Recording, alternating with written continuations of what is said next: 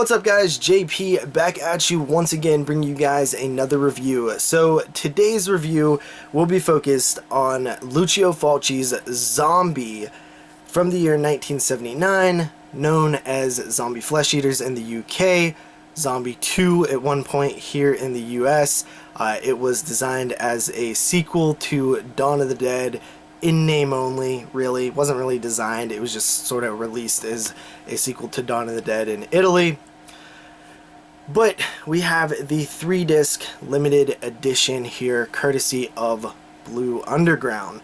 Now, when this was announced, I was not super jazzed about it. I like Zombie, it's a good movie, it's not my favorite movie, and it already had a Blu-ray. It had a 2-discer from Blue Underground, which I do own, so wasn't over the moon excited, but then I got it, and I mean, the lenticular cover is really cool, but that's not the huge selling point. It's not the slipcover. It's the actual contents of what's inside this case. So you pop this thing in, and right away you are absolutely stunned at the new 4K transfer that was done for this Blu-ray. I mean, it is one of the most impressive transfers I remember in a long while. I have the original Zombie Blu-ray, and I don't remember it looking that good. So when I start watching this thing, I immediately get sucked into the film. And I said that I like Zombie, but I don't love it. Well, watching it this time, guys, I absolutely fell in love with Zombie 1979. I actually watched it twice, and I'm in heavy prep for the end of the year show on 22 Shots podcast for the top 10 of 2018. So I don't even have the time to watch this twice, but I watched it twice anyway because that's how much I enjoyed watching Zombie this time. I don't know what it was about it this time. The movie just clicked for me. I started watching all of the visuals, and we know the story. It follows a group of people, this woman looking for her lost father on a tropical island. There's a doctor there, and there's zombies.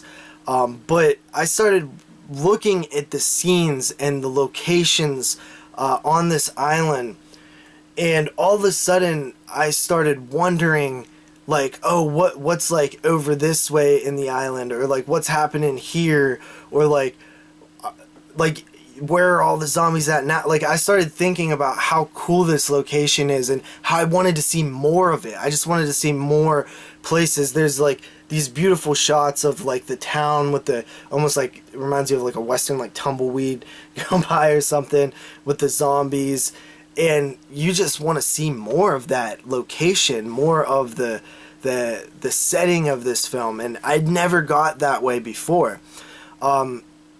The transfer makes everything so beautiful when they're on the boat before the zombie versus shark scene. It's just gorgeous to look at. The Caribbean, the blue, all these awesome colors, and the setting was just so good.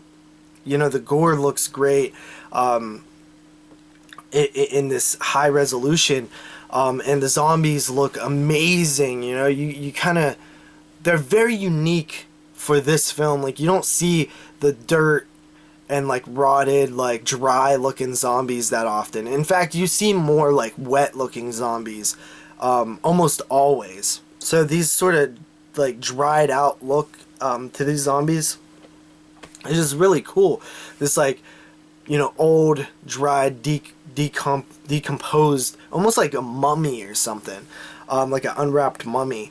And I just was in love with this one watching it this time, man. I don't know what it was about it. I just enjoyed this movie more than I ever have in my life seeing it.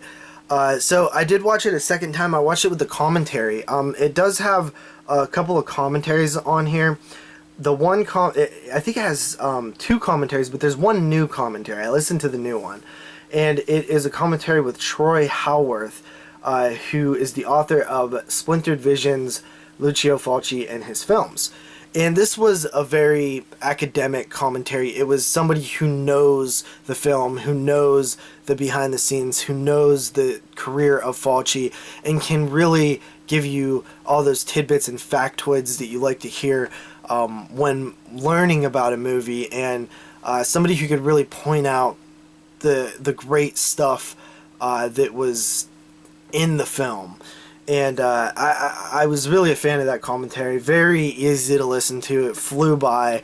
I want to say that I might have heard this guy do a commentary before on a different film. I always like when they get authors or people who are almost experts in the subject that they're talking about, because they come off as almost like a lecture, which is really cool.